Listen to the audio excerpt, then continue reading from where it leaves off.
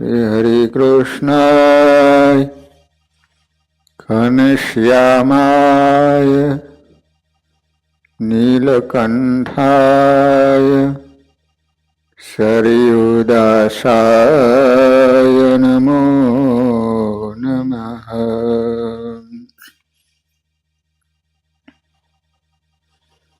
બોલો સ્વામિનારાયણ ભગવાનની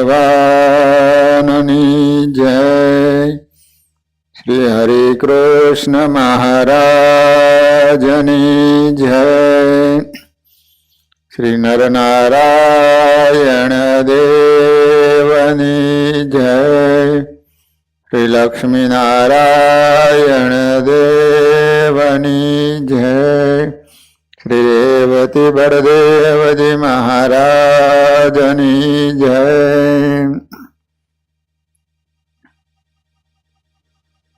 વાલા ભક્તજનો, આપણે સુપેડી ગામના ટબીબાઈનું ચરિત્ર શ્રવણ કરી રહ્યા છીએ. સ્વામિનારાયણ ભગવાન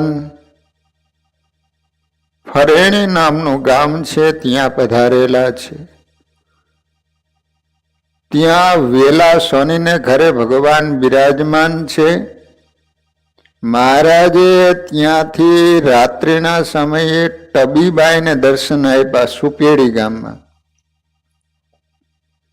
મહારાજ કહે છે કે તમારું ભાતલું અમને બહુ જ ભાવે છે,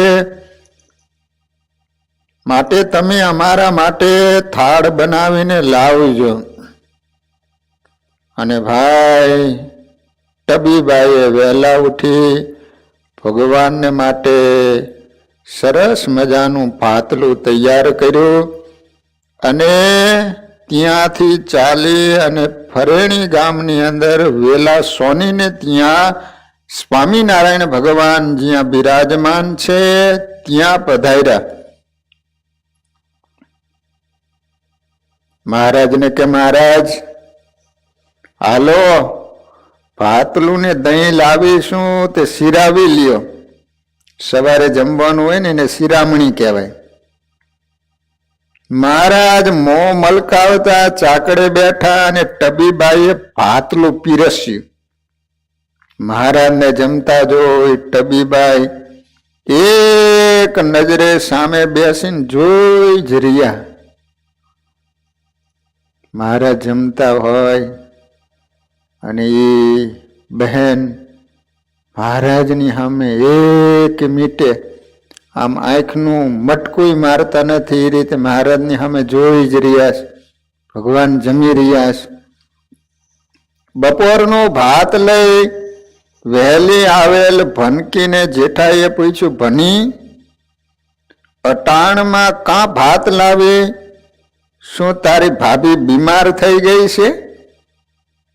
એના પતિનું નામ હતું જેઠાભાઈ. એ સત્સંગી નહોતો, એની પત્ની સત્સંગી હતી.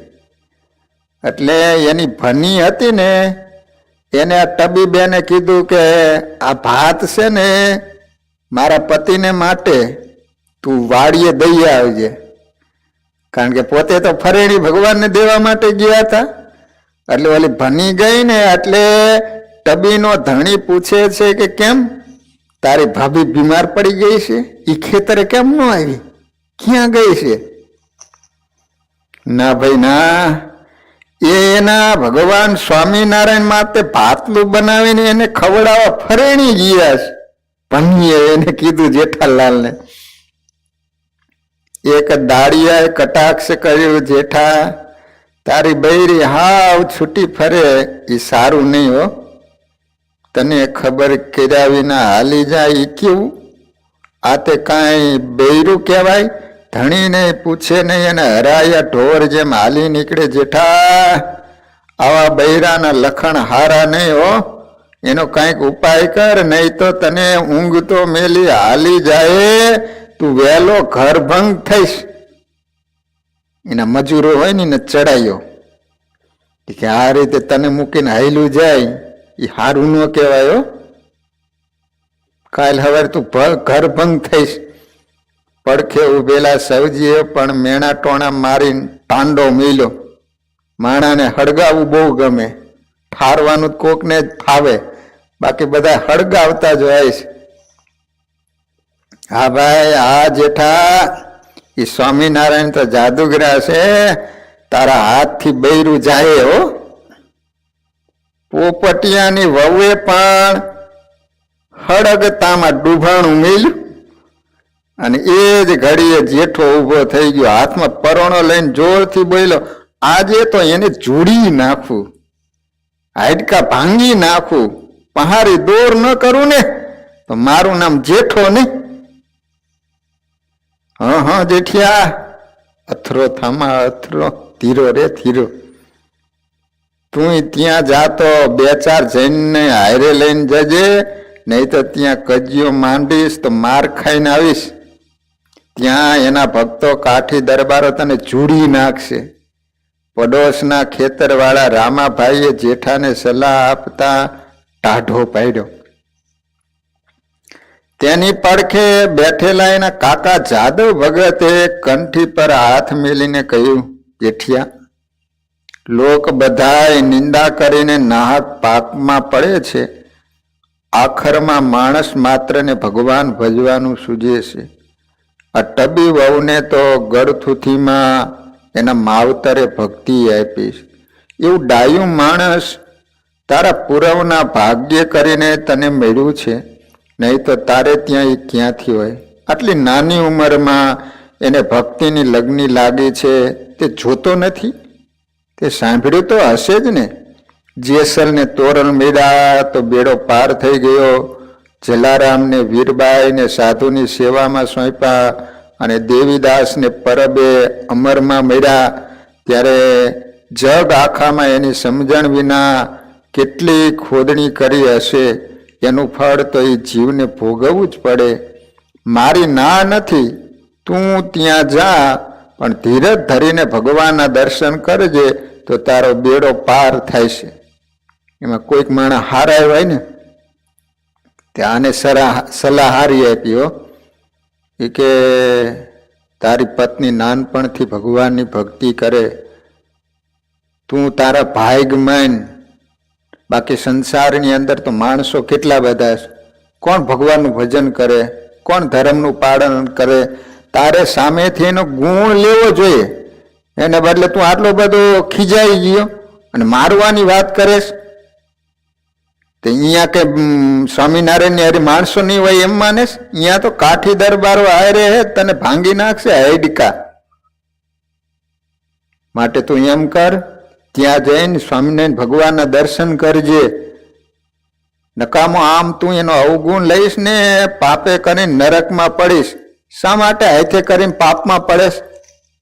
માટે જઈને તું સ્વામિનારાયણના દર્શન કરીશ, એનો ગુણ લઈશ ને તોય તારો બેડો પાર થઈ જશે. અને હા, તું 2-4 જઈને સાથે લઈને જાજે, નાક ઊંધું વેતરીને તારો ભવ બગાડી મેલતો નહીં. રામ કાકાની વાત સાચી હો. એને રામ કાકા હતા ને એને સાચી વાત કરી. જેઠા, એ સ્વામિનારાયણને તો ભાવનગરનો રાજવી પૂગ્યો ન હતો. અંતે તેને નમતું જોખવું પડેલું. તેમાં જોયેલો વડતાલનો જોબન પગીજો ને, ગુજરાતમાં એની ફે ફાટતી. રોતા છોકરા એનું નામ સાંભળીને છાના રહી જતા, મિયાની મીંદડી બની જતા. તે એના શરણે બેસી ગયો. અરે ભલ ભલા મૂછે લીંબુ લટકાવતા કાઠી દરબારોને એને વશ કર્યા છે. ઉકાએ રામ કાકાની વાત ઉપર વાત મેલીને જેઠાને બરાબર સમજણ આપી. જેઠો પલભર ઝાડવા જેમ ઉભો રહી ગયો, એનું લોહી થીજી ગયું. તે ધીરેથી બોલ્યો, તો રામ કાકા અને ઉકા ભાઈ, તમે સાથે હાલો ને. સૌએ જવા પગલા માંડ્યા. જેઠાએ નાના ભાઈને ભલામણ કરતા કહ્યું, તું બાજરાના ડુંડા ખડામાં નાખ, ત્યાં સુધી સાંજ સુધીમાં પાછો આવી જઈશ. કહીને જેઠો પણ હાલતો થયો.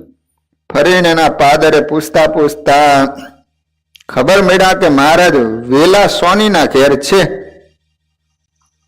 જેઠો, ઉકો અને રામ કાકા સીધા એના ઘેર પહોંચ્યા. ફળિયામાં ખાટલે મહારાજ લાંબા થઈને સૂતા હતા. નજીક જઈને રામ કાકાએ બે હાથ જોડી મહારાજને જય સ્વામિનારાયણ કહ્યા. પ્રત્યુત્તરમાં મહારાજે પણ સામે જય સ્વામિનારાયણ કહીને આવકાર આપ્યો. ત્યારે રામ કાકાએ કહ્યું, અહીં અમારા ટબી વહુ આવ્યા છે. હા, એ અમારે માટે ભાતલું લઈને આવ્યા છે. આ સામે બેઠા. મહારાજે કહ્યું. ટબીબાઈને બેઠેલા જોયા તે તો મહારાજ સામે નજરો સ્થિર કરીને ખીલા જેમ ખૂપી ગયા હતા. ન બોલે કે ન હાલે. એ જોતા જ ઉકાએ હળવેકથી કહ્યું, જેઠા, પેલા પોપટિયાની વહુ કહેતી હતી એવું જ થયું. એ તો જળ જેવી થઈને બેઠી રહી. એને કાંઈ રામ કાકાની લાજ શરમ નથી. એ જોતા રામ કાકાએ મહારાજને બે હાથ જોડીને કહ્યું, એ મહારાજ, ટબી વહુને શું થઈ ગયું છે?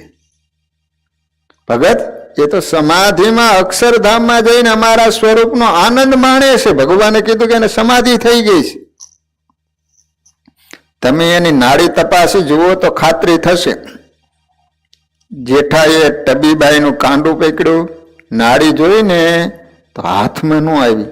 તેથી વિચારોમાં ગળથોળિયા ખાવા લાગ્યો. વળી મહારાજે કહ્યું, એમ કરો, તમે એના કાંડે દેવતાનો ટાંડો મેલી જુઓ એટલે તમને પૂરી ખાતરી થઈ જશે. ઓલા હડકતા અંગારા આવે ને, એ કેમ હાથ ઉપર મૂકો એટલે ખબર પડી જાય છે. જો સમાધિ ન થઈ તરત ઊભી થઈ જાય છે. તમને ખાતરી થઈ જાય છે સાચું શું ખોટું છે. ખરેખર એ દેહથી પર છે કે નહીં? મહારાજે કયા પ્રમાણે કર્યું?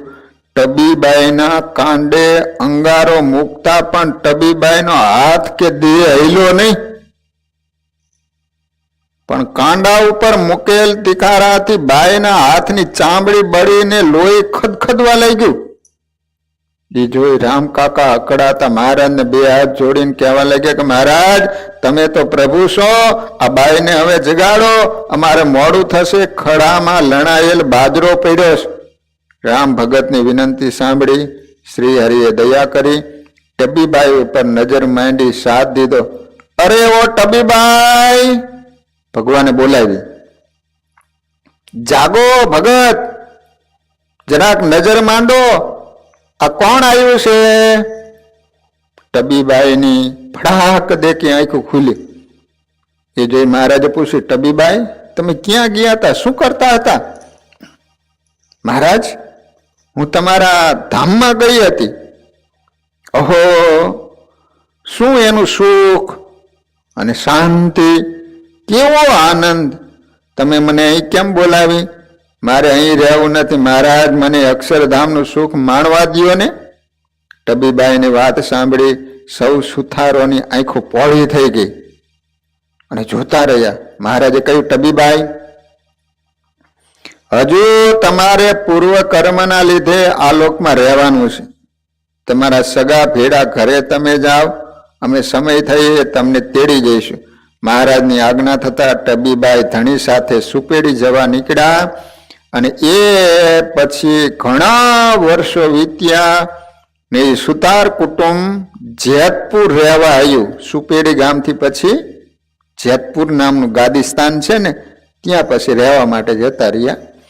જેતપુરે વૃદ્ધ અવસ્થામાં ટબીબાઈને મહારાજ અંત સમયે આપેલ વચન પ્રમાણે ઘણા સંતો ભક્તોની સાથે વિમાન લઈને તેડવા માટે આવ્યા. ત્યારે એ વખતે સૌ સગા સ્નેહી ભક્તોને દિવ્ય દર્શન આપે સ્વામિનારાયણ ભગવાન ભાવથી ભાતલું જમાડનાર ટબીબાઈને પોતાના ધામમાં તેડી ગયા. આ રીતે સુપેડી ગામના ટબીબાઈ કેવા સ્વામિનારાયણ ભગવાનને ભાતલું જમાડીને રાજી કર્યા. તો એને કારણે એનો પતિ જેઠો હતો, એને પણ સત્સંગ થયો. અંતે મહારાજ એને દર્શન આપીને ધામમાં તેડી ગયા. એટલે અત્યારે મહારાજની પાસે ટબીબેન બેઠા છે. વાલા ભક્તજનો, હવે આપણે બીજા એક સ્ત્રી ભક્તનું ચરિત્ર આવે છે અને એ છે વડતાલના વખતબા. વડતાલની અંદર વખતબા રહેતા હતા. હવે એનું ચરિત્ર આવે છે. 1872 સાલની આ વાત છે. 1872 સાલો.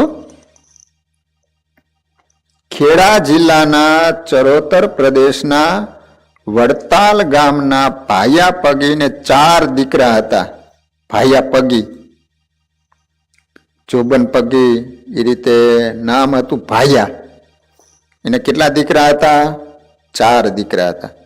એમાં એકનું નામ જોબન પગી, બીજાનું નામ સુંદર પગી, ત્રીજાનું નામ દલા પગી, ચોથાનું નામ ભલા પગી. આ 4 ભાઈ હતા. જોબન પગીની 4 ભાઈઓ હતા. એના પિતાનું નામ શું હતું? ભાયા પગી હતું. તેમાં જોબન પગીના રોજના ત્રાસથી લોક થર થર કાંપતા. એનો ભય દિન પ્રતિદિન વધતો રહ્યો.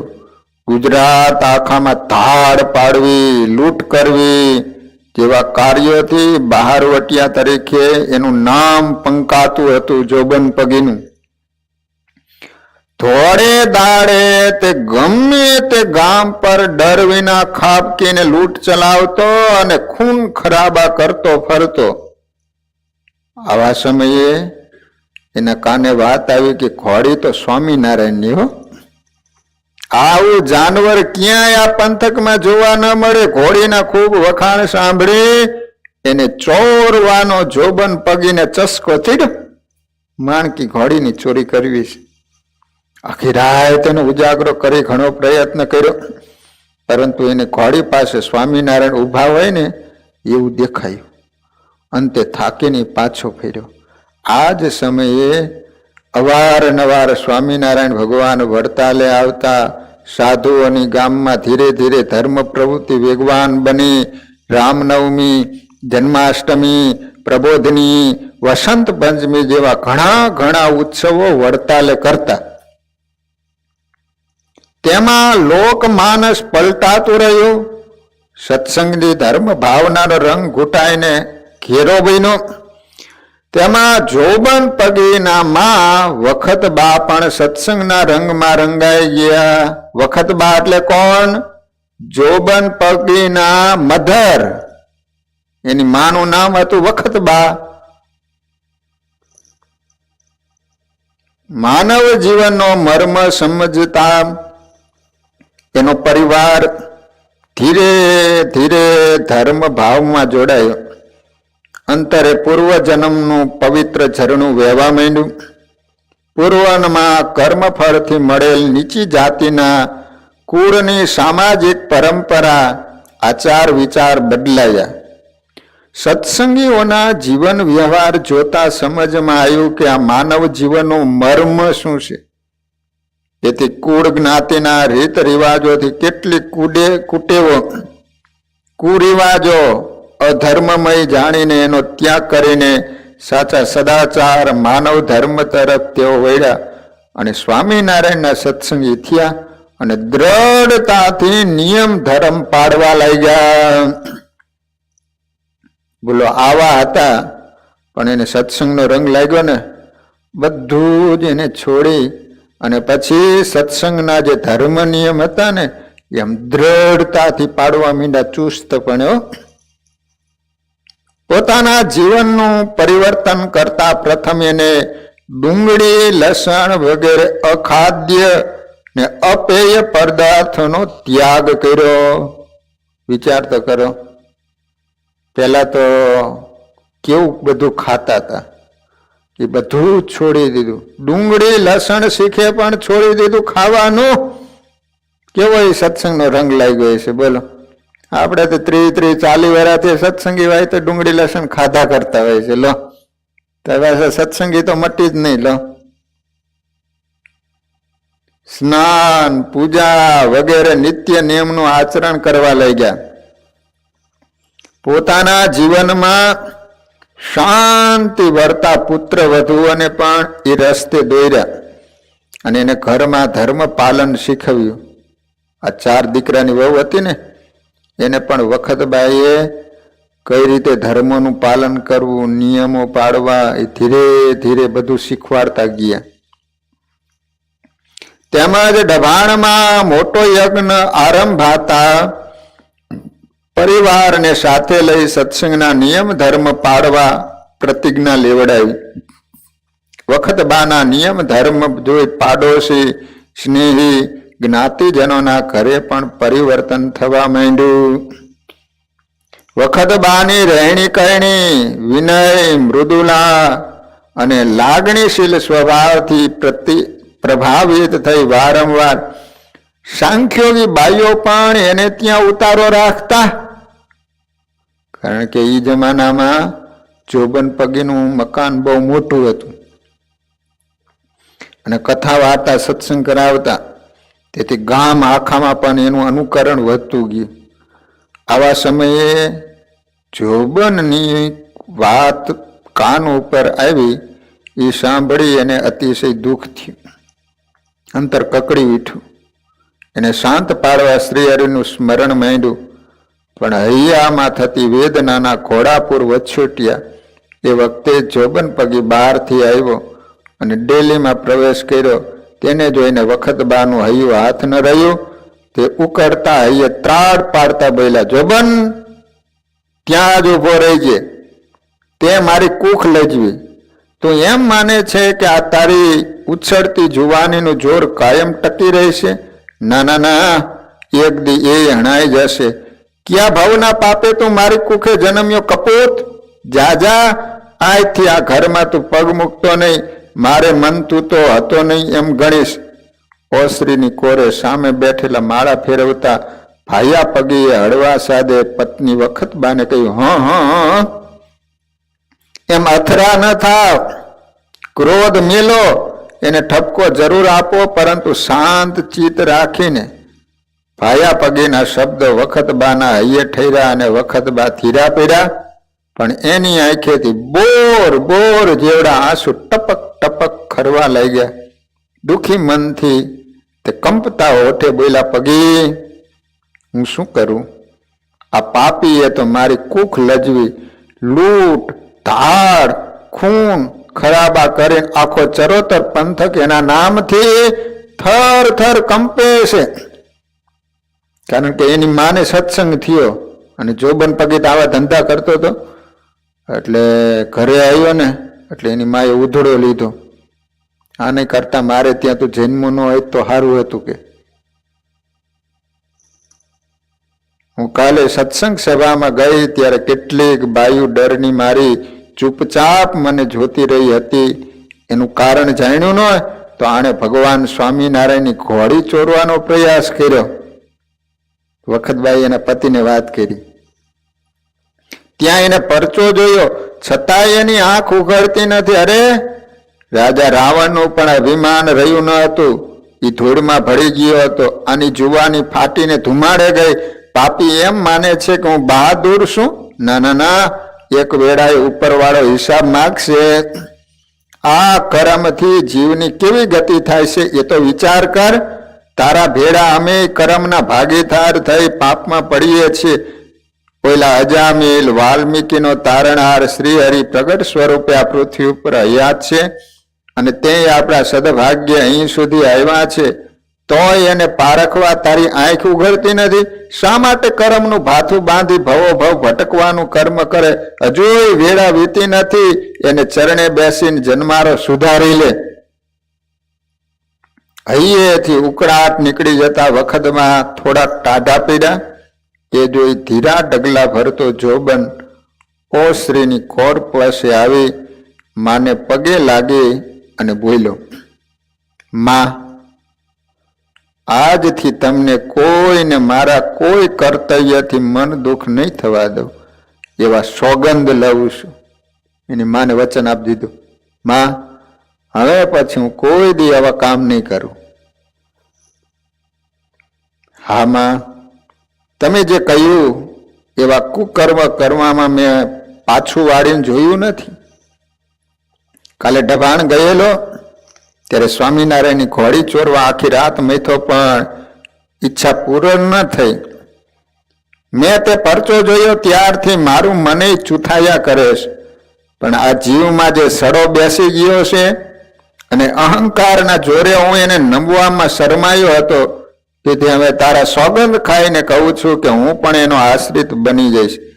ભલે ગમે એવી મુસીબત વેઠવી પડે, આ ગોજારી તલવાર અને બંદૂકને હવે પછી હાથ લગાડું તો મને બ્રહ્મ હત્યાનું પાપ લાગે. જોબન પગે નિયમ લઈ લીધું. એટલું કહી જોબન પગે તલવાર અને બંદૂક દૂર ફેંકી દીધા. વખત બાને હૈયે ધરપત થઈ, વહાલ વછૂટ્યો. ક્ષણભર આંખો મીચી શ્રીહરિની કૃપા યાચતા રહ્યા. વિક્રમ સંવંત 1872 સાલે શ્રીહરિ કોઈ ન જાણે એ રીતે 1 મહિના સુધી જોબન પગીની મેળીએ ગુપ્ત વાસે રહ્યા હતા. તે વખતે વખતબાના પરિવારે એમની ખૂબ સેવા કરી હતી. જ્યારે પણ શ્રીહરિ વડતાલ પધારે ત્યારે ત્યાં મોટા ઉત્સવ સમયમાં પણ વખતબાનો પરિવાર સંપૂર્ણ સેવામાં રહેતા. પોતાના જીવન નિર્વાહ માટે રાખેલ સંપત્તિનો ઉપયોગ વખતબા સત્સંગ સેવામાં કરતા અને અંતિમ સમય બધી જ મિલકત એને લક્ષ્મી નારાયણ દેવને સમર્પિત કરી દીધી હતી. જોબન પગીના માએ જે કાંઈ એની મિલકત હતી ને બધી જ લક્ષ્મી નારાયણ દેવને અર્પણ કરી દીધી. ભારતીય સંસ્કૃતિના સંસ્કારથી વિખૂટા પડી અધર્મની ઊંડી ખાઈમાં ગબડી પડેલ માનવ જીવનમાં સહજાનંદ સ્વામીએ ધર્મ અને સંસ્કારનું સિંચન કર્યું, જીવનની મહત્તા સમજાવી. આ રીતે વડતાલના વખતબા એટલે કોણ? તો કે જોબન પગીના માતૃશ્રી. હવે વાલા ભક્તજનો, વડતાલના એક બીજા બહેનનું ચરિત્ર આવે છે અને એનું નામ છે જીજીબા. શું નામ છે? જીજીબા. વડતાલમાં જોબન પગીની ફેં ફાટતી. છોકરું જીદે ચડી રહે, રોતું, ધમાલ મચાવતું હોય ત્યારે થાકેલી એની માં કંટાળીને બીક બતાવતી કે છાનો માનો સુઈ જા, નહીતર જોબન પગે સાંભળી જઈ આવશે તો બંદૂકના ભડાકે દેશે. આમ ડારો દઈને એને બીવડાવતી. ખુલ્લે આમ ધોળે દાડે વડતાલ પંથકના ગામડામાં જોબન લોકો નામ સાંભળીને થર થર ધ્રુજતા, જાણે પૈંડમાં ટાઢિયો તાવ ચડ્યો હોય ને એવી એની જોરાઈ ચાલતી હો. એવા સમયે સ્વામિનારાયણ ભગવાને આખા એના વંશને ભગત બનાવ્યો. આ ગ્રામ્ય વિસ્તારમાં ધંધો ખેતીનો, ટૂંકી ખેતી, જેથી મોટા ભાગના ખેત મજૂર રહે, મજૂરી કરીને જીવન નિર્વાહ ચલાવે. આર્થિક રીતે અને જ્ઞાતિય પછાત એવા લોકોમાં સત્સંગના શુભ સંસ્કાર શ્રી હરિએ રેડ્યા અને સંત સમાગમ, સદાચાર વધ્યા. ભક્તિના જોરે પૂર્વના સંસ્કાર જાગૃત થતા જીવનનો પંથ બદલાયો. ભગવાનની ભક્તિથી કેટલાક ભક્તો બ્રાહ્મી સુધી પહોંચી ગયા. વડતાલના પગી પરિવારમાંના મુમુક્ષુ બહેનોમાં વખતા પગીના માતૃશ્રી જીજીબા જાણે કે સબરીનો બીજો અવતાર. વડતાલની અંદર વખતા પગી હતા. એની માતૃશ્રીનું નામ હતું જીજીબા. પણ જીજીબા એટલે સબરીનો બીજો અવતાર. શ્રી હરિનું સતત રટણ કરતા અને વારંવાર એની વાટ જોતા, ઈચ્છા કરતા કે મારે ત્યાં પ્રભુ ક્યારે પધારે, ક્યારે આવે.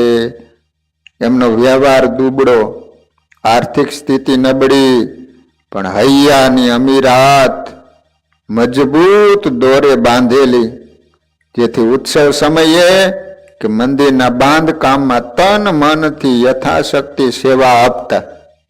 બોલો, વ્યવહાર એટલો સાધારણ જ હતો, તોય પણ કોઈ પણ ઉત્સવ સમય થાય, મંદિરના કામ ચાલતા હોય તો તન મન ધનથી સેવા કરે. તો એ મન ખટક્યા કરે, મનમાં ડંખ થતો, વિચારની વણઝાર ચાલતી, મન ડખોડાતું. અહો હે પ્રભુ, મારી પાસે એવી કોઈ સારી વસ્તુ પદાર્થ નથી કે જેથી હું તમારા ચરણે અર્પણ કરું. એને અફસોસ થાય કે એવી શું વસ્તુ મારી પાસે મોટી છે નહીં, નકર હું ચોક્કસ ભગવાનને આપે. તમે રાજી થાવ, અમે તો નિર્ધન્યા, અમે તમને શું આપીએ હે પ્રભુ? અમારું કંઈક જમો ને તો અમારું હૈયું ઠરે અને તમારો રાજીપો ઠરે. જીજીબાના મનથી સતત આવા ઘાટ છૂટતા અને સંકલ્પ પૂરા ન થાય ત્યાં સુધી અકળાતા રહેતા. મન સદાય ડખોડાઈ રહેતું. તે જાણે પોકાર કરતું બોલતું હોય કે નિર્ધનિયાનું નાણું તમે છો હરી, નિર્ધનિયાનું નાણું રે. આમ તડપડતા મનને દોડતું હતું, ઢાળ મેળા જેવું થયું. એક દિવસ સત્સંગ પ્રસંગે તેને સાંભળવા મળ્યું કે તનની ભૂખ તો તની હે, 3-5 શેર અન્ન, મન કી ભૂખ અનંત હે, નિગલત મેરુ સુમેરુ. આવા સમયે વડતાલમાં સાધુ આવતા, એમના દર્શન થતા જ જીજીબાનું મન કોયડું અને પ્રફુલ્લિત બની ફૂલ જેમ ખીલીને ફોરતું થયું. જીજીબા તો પોતાના ખેતરે રાયણના વૃક્ષ નીચેથી રાયણ વીણતા એને સૂકવી રાણ કોકડી બનાવી. રાણ કોકડી ખાધી છે, વેચીને પોતાનો જીવન નિર્વાહ કાઢતા. આવા મુમુક્ષુ ભગત બપોરનું ભોજન કરી રાયણના ઝાડ નીચે છાંયડે સૂરજ તપતા આરામ કરવા બેઠા. માથે સૂરજનો તાપ તપી રહ્યો હતો. એ વેળા ઉત્તર છંદંડાથી વડતાલ જવા નીકળેલા પાર્ષદો સાથે શ્રી હરિને દૂરથી આવતા જોયા અને જીજીબા ઉભા થઈ ગયા. ઉત્તર છંડા ગામ છે ને, અહીંયાથી વડતાલ આવતા રસ્તામાં આ જીજીબાઈનું ખેતર અને રાયણના વૃક્ષ નીચે હુતા હતા. ત્યાં સ્વામિનારાયણ ભગવાનને આવતા જોયા, ઉભા થઈ ગયા. ખેતરના શેઢે જઈ આડા ફરીને માર્ગે ઉભા. શ્રી હરિને સંતો નજીક આવતા જય સ્વામિનારાયણ કહીને બોલાવ્યા. અરે મહારાજ, આવો ધોમધમ તો તાપ તો જુઓ, માથું ફાટી જાય એવો છે, અને તમે આવા ટાણે શું નીકળ્યા છો? ક્યાંક ઓથાર કે છાંયડો ન મળ્યો? જુઓ તો ખરા, પંખી માળામાં લપાઈને બેસી ગયા છે. તમારે ક્યાં છોકરા પરણાવા છે કે કઈ લૂંટાઈ જાય છે? અહીં ખેતરે રાયણના છાંયડે જરાક જંપીને બેસો, અમારી આ રાયણે પ્રસાદીની થાય. શ્રી હરિએ જીજીબાના વેણ સાંભળી મોં મલકાવીને એનો ભાવ જોઈ ખેતરની રાયણના છાંયડે બેઠક લીધી. ભગવાને પહેલા મળવામાં મોંઘા બને, પછી મીઠપના વેણ. ઈસુ પાથરે પ્રાણ, સાચું સોરઠિયો ભણે. મહારાજ વિસામો લેતા જીજીબા તો હરખ ઘેલા થઈ ગયા. બે હાથ જોડતા બોલ્યા, મહારાજ, આ ભંભલી તાજી જ ભરી છે, એઠી નથી થયો. તમે પાણી પીવો, અને હા, આપનું સ્વાગત કરવા જેવું મારી પાસે કાંઈ નથી. મને તો કેટલાય દેથી તમને જમાડવાની ઝંખના છે, પણ મારી આર્થિક હાલત અને લઈ હું મારો સંકલ્પ પૂર્ણ કરી શકતી નથી. પણ આ રાયના ઘણા ફળો મેં વીણ્યા છે, તેમાં ઈયળો કે ડંખ પાડ્યા છે. તે સડી ગયેલા ફળો આપને કેમ ધરાય? શ્રી હરિ પૂર્ણ પુરુષોત્તમ તો ભક્તની ભાવના ભૂખ્યા હતા. મહારાજે મુખ મલકાવતા સ્નેહ ભરી આંખે જીજીબાને કહ્યું, જીજીબા, આ ફળોમાંથી સારા સારા ફળો વીણીને અમને આપો. તમારી રાયના ફળો હવે પછી જે આવશે એમાં ડંખ નહીં પડે. ભગવાને વરદાન આપ્યું કે હવે જ્યારે રાયણ આવશે ને એમાં ડંખ જ નહીં પડે, ઈયળ જ નહીં પડે. બોલો, અમે એ ફળોની લક્ષ્મીનારાયણ દેવને પ્રસાદી ધરશું, તે સંતો ભક્તો જમશે. તેમાં તમે જે રાયણ વેચો એમાંથી ભગવાનનો 10મો ભાગ દેવ માટે કાઢજો. ભગવાને કીધું કે વેચો ને, એમાંથી જે કાંઈ રૂપિયો આવે ને એમાંથી 10મો ભાગ દેવને અર્પણ કરવાનો, એટલે તમારી સમૃદ્ધિ ખૂબ વધશે. એ કલ્પવૃક્ષ જેવી રાયણ નીચે જે શ્રી હરિએ વચન આપ્યું તેથી જીજીબા ખૂબ રાજી થયા અને તે પછી એને સિદ્ધિ પ્રાપ્ત થઈ. પછી સુખી બન્યા. લો, દેવનો 10મો ભાગ કાઢવા માંડ્યા ને પછી જીવનમાં ખૂબ સુખી બન્યા. તો આ રીતે વડતાલની અંદર જીજીબાઈ સબરી જેવા પ્રેમી હતા, સતત ભગવાનનું સ્મરણ કરતા.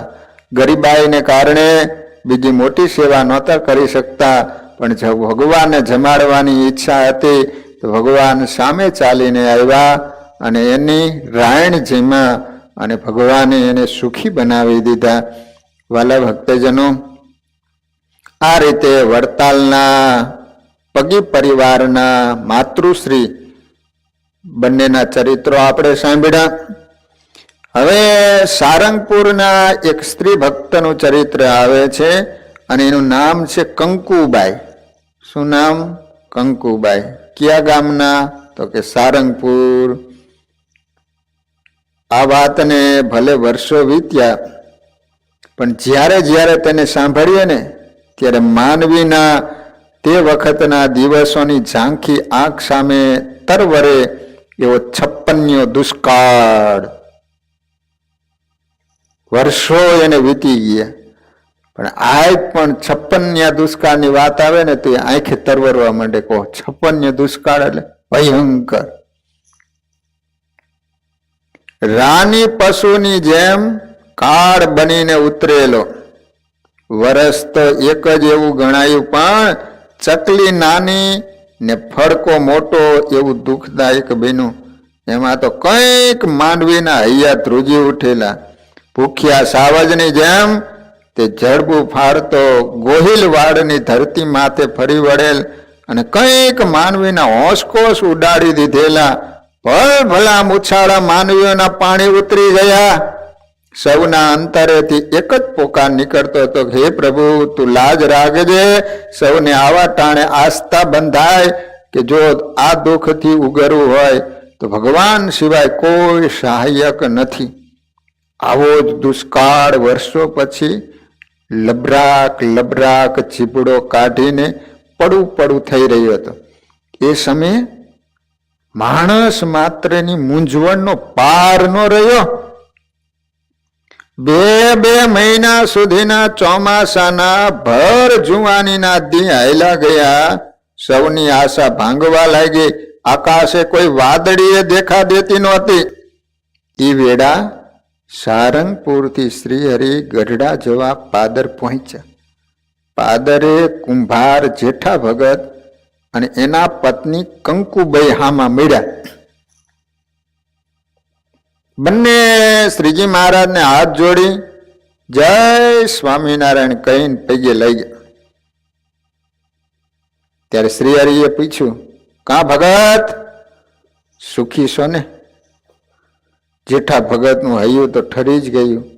તે કઈ બોલે તે પહેલા એની પત્ની કંકુબાઈએ મોં ખોલીને કહ્યું, અરે મહારાજ, સુખની તો સી વાત કરવી, પણ શું કરીએ? અમારા જેવા કરમ. હવે અમારે તો આ તમારા છેલ્લા દર્શન માનવાના. પૂર્વના કર્મ ભોગવ્યા વિના કાંઈ છૂટકો છે? કઈ કંકુબાઈએ અંતરના ઊંડાણેથી મણ એકનો નિશાસો નાખ્યો. ભગત એમ કેમ દુખાવશો? એવી તે સી વિપત પડી? મહારાજે પૂછ્યું.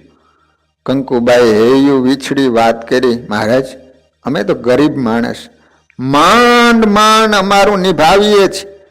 તેમાંય જુઓ ને આ વર્ષના એંધાણ જ નબળા વર્તાય છે. 2 મહિનાથી આભેથી એક ટીપું પાણી પડ્યું નથી.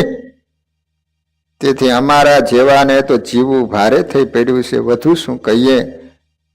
વ્યવહાર ખોઈને રહ્યા વેપારી, કરોડપતિની ન ફાવી કારી, મલકની લાજને ખાસડે મારી, ભગવા પહેરી કંઈક થયા ભિખારી. મહારાજ કંકુબાઈની આરજુ સાંભળી સમજી ગયા. તેણે કહ્યું, કંકુબાઈ તમે ચિંતા ન કરો, કાલે સવારે પુષ્કળ વરસાદ થશે અને આ વર્ષે સારો પાક થશે. અરે મહારાજ, 2 મહિના વીતા તોય તમે આશાના માળે કાં લટકાવો? જુઓ તો ખરા, આ આબ તો ભેંસના ડોળા જેવું ધોળું ફક કોરું ધાકોર છે, તોય તમે કાં કહો કે કાલે વરસાદ થશે? કંકુબાઈ, આ તો પ્રકૃતિમાં અમારી માયા રમતે ચડી છે, તેને કોઈ ન પારખે. કંકુબાઈ આગળ બોલતા હોઠ ખોલે તે પહેલા મૂંગા સાંભળતા જેઠા ભગતે કહ્યું, હાવ હાવ હવે મૂંગી માર, તો મહારાજ સામે જીભા જોડ કરવા માંડી. જરાક નાના મોટાનો મલાજો રાખ, તું તો એવી ને એવી અવર ચંડી જ રહી, લપ મેલતી નથી. તને વિશ્વાસ ન હોય તો સાની માની જીભ મોઢામાં હંકોરીને બેને જોઈજો, મહારાજના વચન કદી મિથ્યા ન જાય. એમણે કીધું એમ બધું જ સમૂહૂતરું થાય. તારા આ લખણ જ હારા નથી, તું સમય સંજોગ જોતી નથી, કૂતરીની જેમ ભૈયા જ કરે છે. કોણ છે, કોની સાથે કેમ વર્તવું, એ બધું તને આધેડ થઈને તોય ન આવ્યું. તને નાક શરમ છે કે નહીં? કેટલી વાર તને કહું છું, તારી ટેવ સુધાર, તારી ટેવ સુધાર. મારી તો જીભ કઈ થાકી ગઈ, પણ તારા લખણ તું ભૂલતી જ નથી. ને ધણી ખીજાણો. જેઠા ભગતે મહારાજ સામે 2 હાથ જોડીને કહી, મહારાજ તમે એના બોયલા સામે ન જોઈશો? કંકુબાઈને મીઠો ઠમકો આપી જેઠા ભગતે ધીરેજથી પૂછ્યું, મહારાજ અટાણમાં તમે કઈ તરફ હાલ્યા? ગઢડે? મહારાજે કહ્યું, અહીં જ રોકાઈ રહો ને, અમને એક પાતીનું તો સુખ મળે. જેઠા ભગતે કીધું, ભગત અહીં તો તમારા સૌનો પ્રેમ ભક્તિભાવ જોઈ અવારનવાર આવીએ છીએ ને, સમયાય કરીએ છીએ. તમારા જેવા ભક્તોનો ભાવ જોઈ અમે ખૂબ રાજી છીએ. અમે થોડા દાડામાં પાછા આવશું. હાલમાં ગઢડામાં સમયો કરવાનો હોય એટલે તૈયારી કરવા જઈએ છીએ. તમે જરૂર ત્યાં આવજો. કઈ મહારાજે ગઢડાના રસ્તે માણકીને વેતી કરી. બીજે દી સૂરજ હળું હાથ વાખ હાયલો, ત્યાં તો આભે રંગ બદલાયો. ફાટલ ખૂટિયા જેવા કાળા ડિબાંગ વાદળાઓ આભે રમતે ચડ્યા. આભના દીદાર બદલી ગયા. જે માનવી આશા વિહોણા ઝોલા ખાતા હતા, એમાંય તનમાં પહોળો વસોટ્યો અને ગગન પર ગરજાયું કરતી વીજળી દોટું દેતી ડુંગરા ઉપર તાટકવા લાગી. એક પડે વાદળીઓના ગાબ ઢીલા પડીને વસોટ્યા. જંગલમાં ગરજતા સિંહની જેમ ત્રાડો પાડીને વીજ ચમકારા દેતી સોય ઝાટકીને રણવટ ખેલતી રણચંડી બની આકાશેથી વાદળિયું દોટું દેવા માંડી. આ જોતા જેઠા ભગતે હરખાતા કહ્યું, લે તું જોઈ લે, આ મહારાજે દીધો કોલ હાચો ઠર્યો ને. એનું પ્રમાણ કદી ફોક નો થાય. તારા મનને હવે ટાઈટક વળીને વિશ્વાસ બેઠો કે નહીં? હું કહેતો હતો કે તું બહુ ખેધે પડ, તું બોલમાં. ઈ ધારે તો આ ધરતી ડટન પટ્ટન કરે. જોતામાં પંખીઓના ટોળા વસૂટ્યા, કિલોલ કરવા માંડ્યા. બુઠ્ઠા વૃક્ષો માથા બોર નાઈને હિલોડે ચડ્યા. જીવ સૃષ્ટિ માત્રના તાળવે ચોટેલા જીવ હરખ કેલા બન્યા. એ જોઈને કંકુનું મન પોરે ચડ્યું. એ તો આનંદમાં નાચી ઉઠતી, વરસાદમાં પલળતી બોલવા લાગી, ધન્ય ધન્ય મારે આજની ઘડી, વાલા શ્રી હરિની આસ્થા ફળી. આવું આશ્ચર્યજનક કુદરતી પરિવર્તન થાય ત્યારે સમગ્ર પૃથ્વીની જીવસૃષ્ટિ હરખ કેલી થઈને નાચી ઉઠે ને. ભગવાન બધું સહન કરી શકે, પરંતુ પોતાના ભક્તનું દુઃખ સહન કરી શકતા નથી. પોતાના અનન્ય ભક્તો માટે ભગવાન પળનો પણ વિલંબ કરતા નથી. શ્રી કૃષ્ણ ભગવાને અર્જુનની પ્રતિજ્ઞા સત્ય કરવા સૂર્યની ગતિ અટકાવી દીધાની વાત સુપ્રસિદ્ધ છે. આવું જ સ્વામિનારાયણ ભગવાને કર્યું હશે ને. એક પોતાના ભગત દુઃખી ન થાય એટલા માટે 2 મહિનાથી ચોમાસામાં ટીપું નહોતું વરસ્યું, પણ ભગવાને એક ભક્તને માટે વરસાદ વરસાયો અને ખૂબ સુખી કર્યા. આવા ભક્ત વત્સલ ભગવાન છે. વાલા ભક્તજનો, આ રીતે સારંગપુરની અંદર બીજા એક ભક્ત, એનું નામ છે પમીબાઈ. સારંગપુરમાં શ્રીજી મહારાજના ઉત્સવની વાતો વહેતી થતા આસપાસના ગામડાના લોકોએ એની યથાશક્તિ તન મન ધનની સેવા 1 માસ અગાઉ નોંધાવી દીધેલી હો. લોકો તો પ્રથમથી જાણતા હતા કે જ્યાં જ્યાં સ્વામિનારાયણના ઉત્સવ થાય એ કદી મોડા ન હોય. ગઢડા, અમદાવાદ, ડભાણ, જેતલપુરથી લોકોને પરખ થઈ ગઈ હતી કે સ્વામિનારાયણના ઉત્સવની તોલે કોઈનો ઉત્સવ ન આવે. ઓ ભાઈ, જેમ જેમ સમય નજીક આવતો ગયો એમ લોક ચર્ચાનો વેગ વધતો ગયો. કાબાઈ સાંભળ્યું કે શું સારંગપુરે 18 દી કેડે સ્વામિનારાયણનો ઉત્સવ આવે છે, અમે તો એમાં 8 દીની સેવા નોંધાવી છે. તમે અમે તો 5 ગુણી ઘઉં આપ્યા, અમારાથી બીજી સેવા થાય એમ નથી. કામનો કોઈ પાર નથી. હા ભાઈ હા, જેવી જેની પહોંચ. નવરાશ ન હોય તો શું થાય? આપણે ખેડૂતને તો લાંબુ પૂછવું હોય. પણ મારું તો કેવું છે કે આવો સમય વારંવાર ઘર આંગણે ફરી થોડો આવશે. કામ તો આખી જિંદગી રહેવાનું જ છે. અરે આપણા કરતા તો ઓલી ભંગી પમીને ધન્યવાદ દેવા પડે હો. એને તો નીમ લઈને પ્રતિજ્ઞા કરી છે આ ઉત્સવમાં જેટલા લાકડા રાંધવામાં જોઈએ ને તે પૂરા પાડવા. 15 દીથી ભારા સારી સારી મોટો ગંજ ખડકી દીધો છે. એ તો શ્રદ્ધા ભક્તિની ભાવના છે ને. બોલો, આ પમી હતી ને એ ભંગી જ્ઞાતિની હતી. એને પણ ઉત્સવમાં કેવી સેવા કરી છે એનું ચરિત્ર આપણે કાલે શ્રવણ કરીશું. અત્યારે અહીંયા કથાનો સમય પૂરો. ભગવાનના નામ સાથે કથાને વિરામ.